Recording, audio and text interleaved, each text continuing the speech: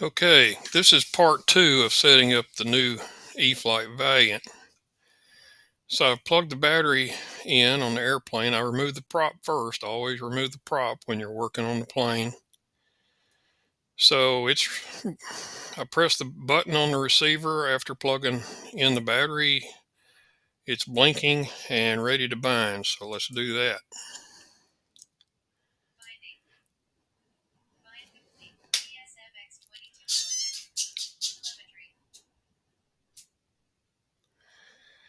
Okay, it's looking for telemetry.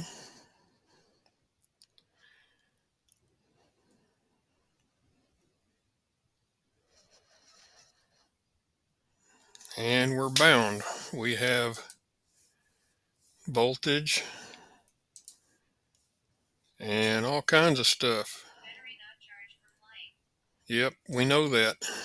It came out of my bag of batteries that are at storage charge, which is 3.8 volts, 3.8, 3.85. Some people disagree on that. But anyway, so the gyro is seeing the Earth, gravity. All right, so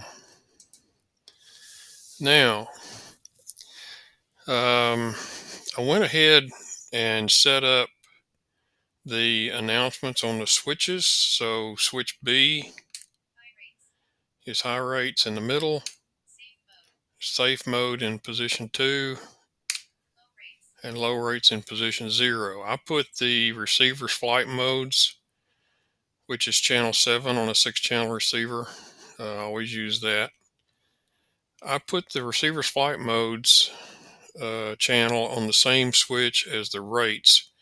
That way I have low rate with AS3X, high rate with AS3X, and safe mode, because when you're in safe mode, the transmitter needs to be in high rates. So if you had the gyro channel on a separate switch, you'd basically have to flip 2 switches in order to get full deflection in safe mode.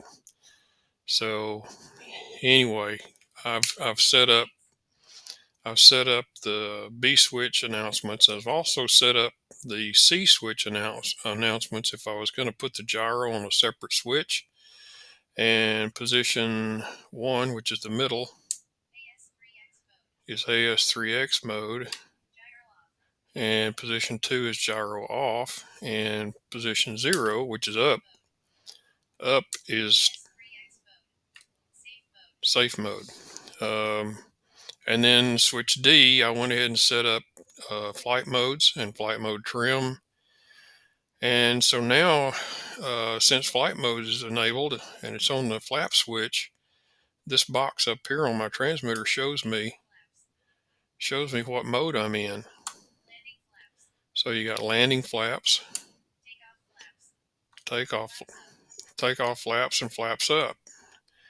And with flight mode trims enabled, with the flaps up, if I move the elevator trim and then go to takeoff flaps, you see I have a different trim, and I can set it to a different value. And I can go back to flaps up and see it remembers flaps up, it remembers takeoff flaps, and if I go to landing flaps, I also have a trim setting for that. So it remembers 3 sets of trims, and that's also on the aileron. So you can retrim the airplane each time you move the flaps. And once you adjust these trims, you can go into the flap system mix and set them in there to whatever the value was that you saw in the monitor screen for. Like if you've trimmed it, you see this 3, then you'll go into the flap system and adjust the elevator mix to where it shows 3. But normally, I mean, you can leave it You can leave the flap system set to 0 and just leave these, but you don't want these too far from 0. Um, it it looks kind of wonky to have um, big numbers in there. I like for them to be under 10. If like if flaps up, if my aileron or elevator trim was more than 10, I would adjust the clevis a half a turn to a turn to where I can set my trims back to center. Now on the rudder, I don't trim the rudder. I leave the trim centered. I center the rudder using the clevis, and I don't adjust the rudder trim. I just leave the rudder centered. Um, I don't know. The rudder should be centered. If it's straight, you shouldn't need to trim the rudder. If you eyeball it and you sight down the back of the airplane or from the front of the airplane and the rudder centered, that's good. You don't need it offset. All right, so enough on that.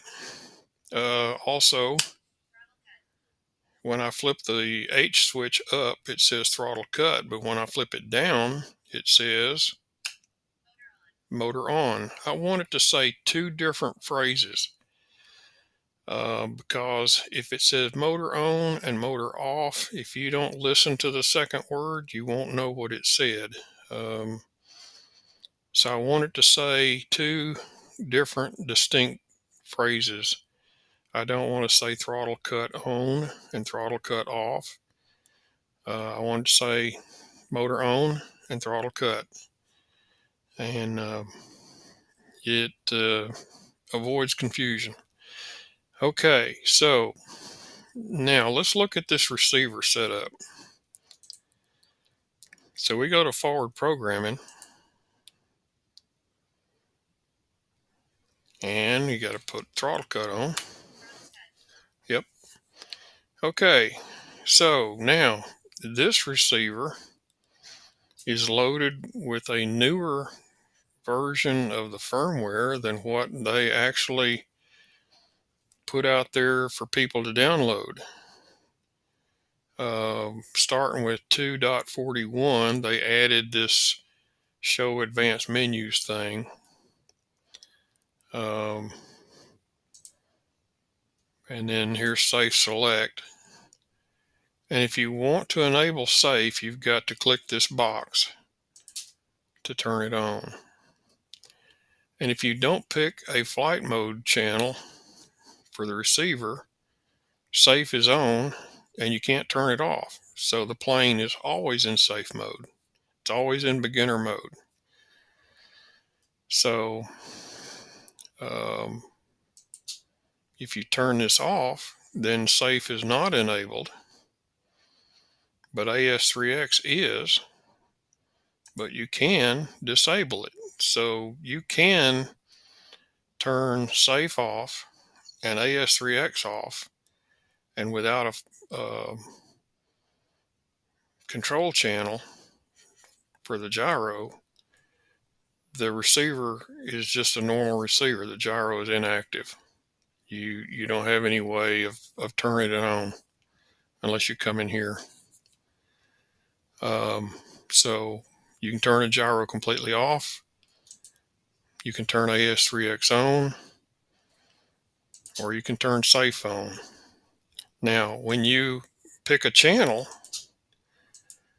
and I use aux2, which is channel 7, and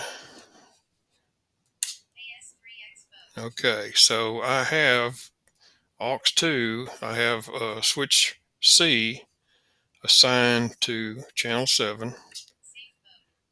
And so now this is flight mode 1 with the switch up, position 0. In the middle position, AS3X is on, but safe is off and you can't turn it on. And then the switch says gyro off, but that's not true because I didn't click this box yet. All right, so now let's go through the settings. Back to the middle, it should say AS3X, and it's on, and safe is off. And then if I flip it up to position 0, now we're in safe mode. It's on. AS3X is also on, but they don't show it to you. I guess they don't want you messing with it. So if you're new to gyros, you should use a 3-position switch to where one of them turns the gyro completely off and one of them puts it in AS3X mode, and the third position puts it into safe mode, provided you want to use safe mode. All right, so now if you if you use a 2-position switch, then you got safe mode, and so in other words, you wouldn't have flight mode 2. Flight mode 2 is in the middle. So forget that you got this one if you got a 2-position switch. So on a 2-position switch, it should go from flight mode 1, which is safe, to flight mode 3, where you can turn AS3X off if you want to, or turn it on. And you don't have an off position if you have AS3X on here. So that's your choices. You either don't have AS3X with safe, or you have AS3X and safe with no way to turn the gyro off. That's why a 3-position switch is better. In the middle, you can have AS3X on, and on flight mode 3, you can have it off. So you got 3 is off, everything is off in 3. Flight mode 2, AS3X is on, safe is off. That's the middle. And then position 0, flight mode 1, safe is on. And so is AS3X, but they don't tell you. Okay, now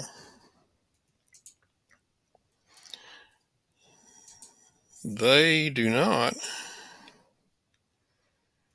Well, we're in safe mode. Let me take that back.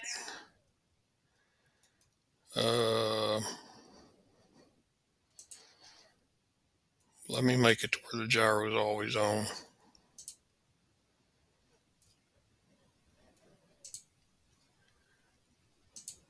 I'm looking to see. No, they do not. They do not show you the settings for AS3X.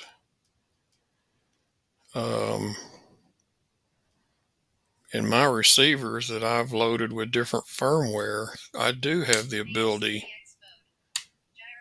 to adjust the gyro, but when this receiver came from the factory locked, you don't have the ability to do that. You either turn safe on or off and AS3X on or off.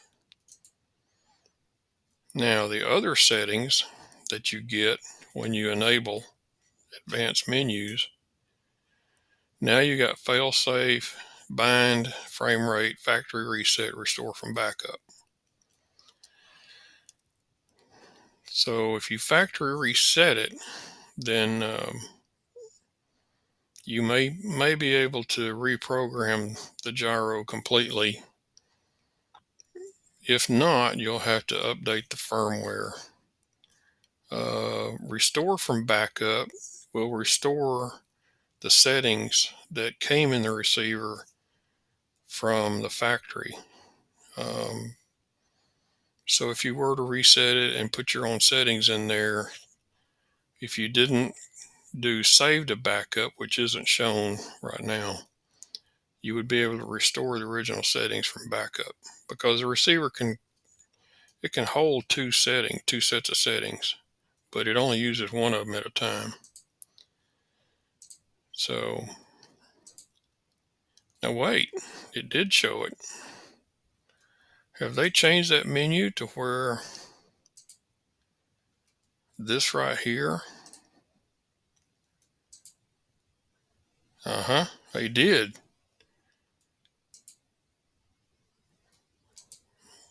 So this new firmware, And maybe 241 did it and I didn't notice. But if you enable the advanced menus and go to gyro settings, it now shows you the AS3X settings and you can change them.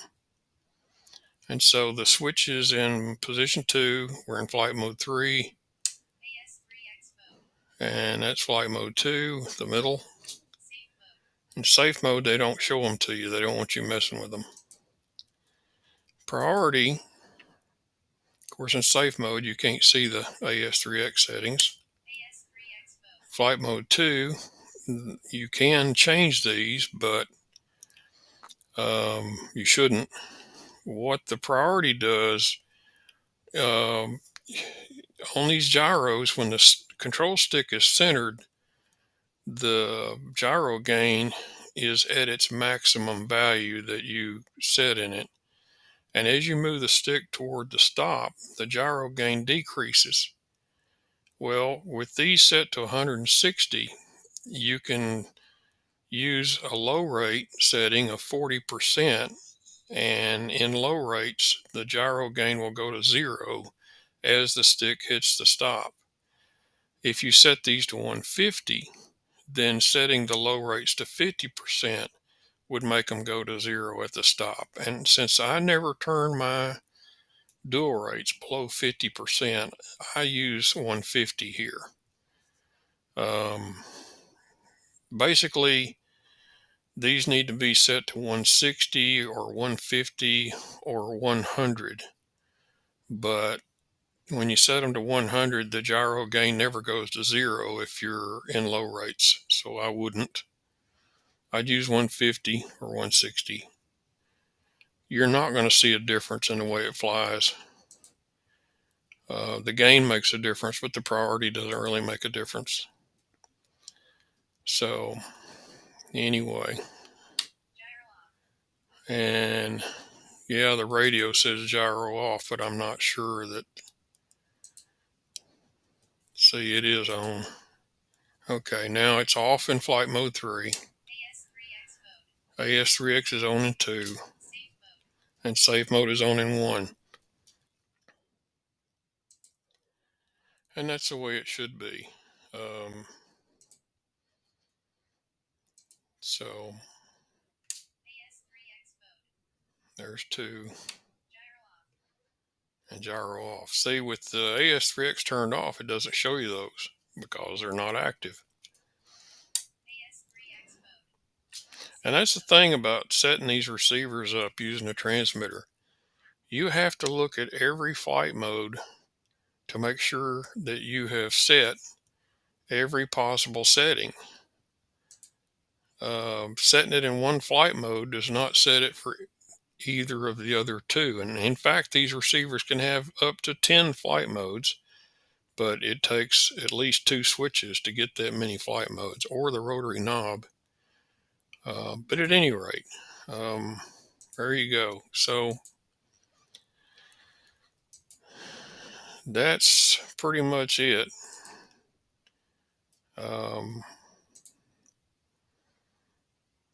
So what else can we do here? Oh, and I went back, since you're hearing the voice announcements now, I went back to audio events and switch change reports, and I set up B for low rates, high rates, and safe mode, and C for safe mode, AS3X mode, and gyro off. It doesn't pronounce gyro correctly when it's spelled correctly with a Y. So you have to use an I to get it to say gyro instead of gyro. That's just the weirdness of Android for you. And then throttle cut switch H, motor on, throttle cut. Needs to say 2 different phrases, not similar phrases that make you pay attention better. You don't have to listen so hard. Also, where is it? We're in audio events. I also went to flight mode setup. while you were away, or while I was away. Set switch D, and I went down here and I named this position flaps up instead of flight mode 1, and position 1, which is the center, to takeoff flaps. And then flight mode 3 is landing flaps. And then with these enabled, and like I've shown you, you can go to trim setup and you can set the trim, set it from common to flight mode for the aileron and the elevator. Some people do it for the rudder. I don't. I don't worry about the rudder. Like I said before, I set it straight and leave it straight. But anyway, this lets you trim the airplane in each position of the flaps, because you're running 2 servos on a Y harness, and if the servos aren't perfectly matched, then one flap's going to move further than the other one, and it's going to cause the airplane to try to roll one way or the other. And so you can use the aileron trim to straighten the heading out, and the elevator trim lets you trim the elevator for each position of the flap so that you don't have to go into the let's see, flap system menu. See, in here, this is going to be trial and error. You can't adjust these in flight, but you can move the trim levers in flight in using the flight mode trim. So this is going to take a lot of trial and error, a lot of flights to get these set correctly. So I use flight mode trims and just trim it using the trim levers and be done with it. So anyway,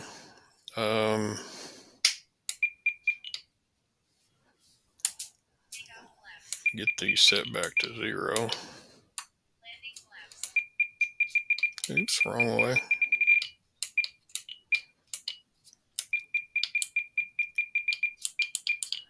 Okay, so now in each position of the flaps, all the trims are centered, and I set the timer to 6 minutes and so forth. So now the thing to do is to look at the servos and make sure that the servo arms are perpendicular to the push rods as close as you can get them, and you do that by adjusting the sub trim.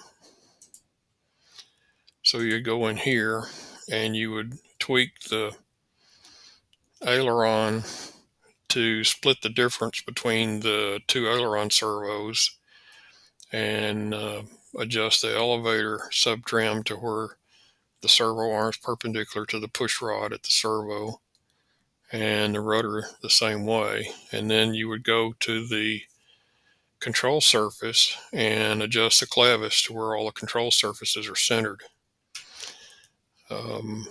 That's something you should do on every airplane, is get the servo arms perpendicular to the push rod so that you get equal travel in both directions. And then adjust the clevises to where the airplane flies straight. What else can we do here?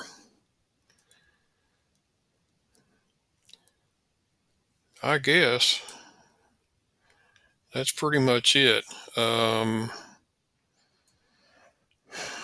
I will, the book tells you how much throw you're supposed to have on each surface, and some people will go in here and tweak these. They'll use a deflection gauge and they'll play with the servo travel until they get what the book says, but I don't turn these up or down. I leave them set to 100. I move the push rods on the control horns. Generally, I want the push rods on the last hole in the control horn, and I move the push rod in on the servo if I need less throw. I don't turn these down if I need less throw. I do it at the servo arm. I move it toward the shaft. Um, your servos need to move 40 degrees. They need to rotate 40 degrees in each direction from neutral. And if you turn these down, they're not going to move 40 degrees. So just use the holes in the servo arm to set the throw after putting the clevis in the last hole in the control horns. Sometimes you can use a second hole from the end on the control horns, but the further the push rod is away from the surface, the more leverage it has over the surface. It gives you less throw, which means sometimes you got to move out on the servo arm.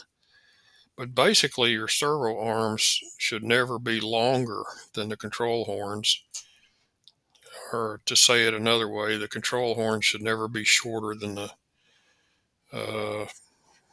servo arms.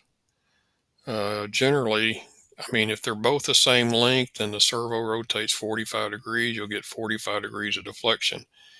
And you can get 45 degrees out of the servos if you turn the, see if I can do this.